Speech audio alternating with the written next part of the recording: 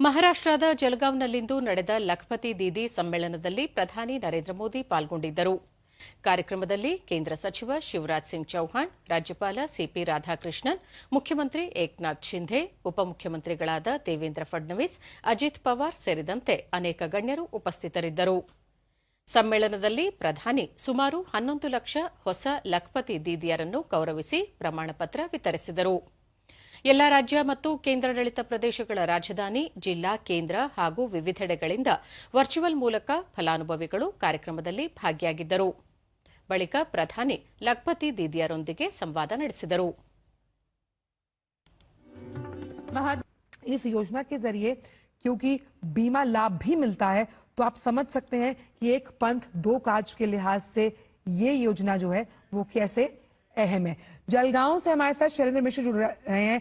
शैलेंद्र, ये जो संवाद है, इससे पहले हमने तस्वीर देखी जब प्रधानमंत्री की आरती उतारी गई तो प्रधानमंत्री ने सम्मान भाव से नारी शक्ति को प्रणाम किया और ವಿಮೆನ್ ಲೆಡ್ ಡೆವಲಪ್ಮೆಂಟ್ ಬಳಿಕ ಪ್ರಧಾನಿ ದೇಶದಲ್ಲಿ 1 ಕೋಟಿಗೂ ಅಧಿಕ ಲಖಪತಿ ದೀದಿಗಳು ವರ್ಷಕ್ಕೆ 1 ಲಕ್ಷ ರೂಪಾಯಿಗೂ ಹೆಚ್ಚು ಆದಾಯ ಗಳಿಸುತ್ತಿದ್ದಾರೆ.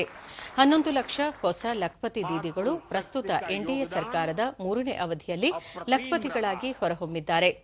ಮಹಿಳಾ ಸಬಲೀಕರಣ ಮತ್ತು ಸುರಕ್ಷತೆ ಸರ್ಕಾರದ ಪ್ರಧಾನ ಆದ್ಯತೆಯಾಗಿದ್ದು, ನಾರಿ ಶಕ್ತಿಯ ಸಮಗ್ರ ಅಭ್ಯುದಯದಿಂದ ದೇಶ ವಿವಿಧ ಹಂತಗಳಲ್ಲಿ ಪ್ರಗತಿ ಸಾಧಿಸಲಿದೆ.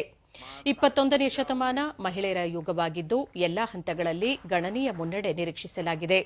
ನವೋದ್ಯಮಗಳು, ಸ್ವಸಹಾಯ ಸಂಘಗಳ ಮೂಲಕ ಸಂಘಟಿತ ಪ್ರಗತಿಯ ಹೊಸ ಶಕ್ತಿಯನ್ನು ಮಹಿಳೆಯರು ಆರಂಭಿಸಿದ್ದಾರೆ ಎಂದು ತಿಳಿಸಿದರು.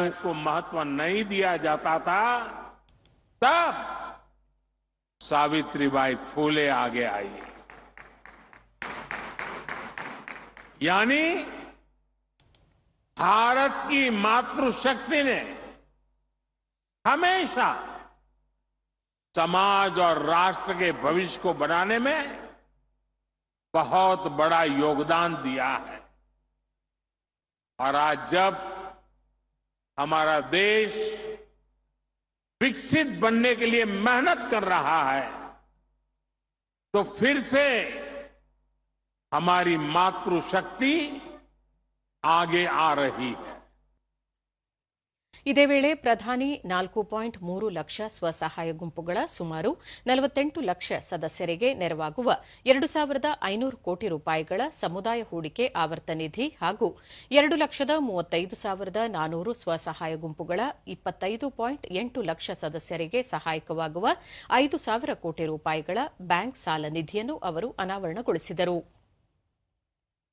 विजन के तहत शुरुआत हुई एक नई क्रांति की लखपति दीदी है। आज भारत में 90 लाख से अधिक स्वयं सहायता समूह हैं, जो 10 करोड़ से ज्यादा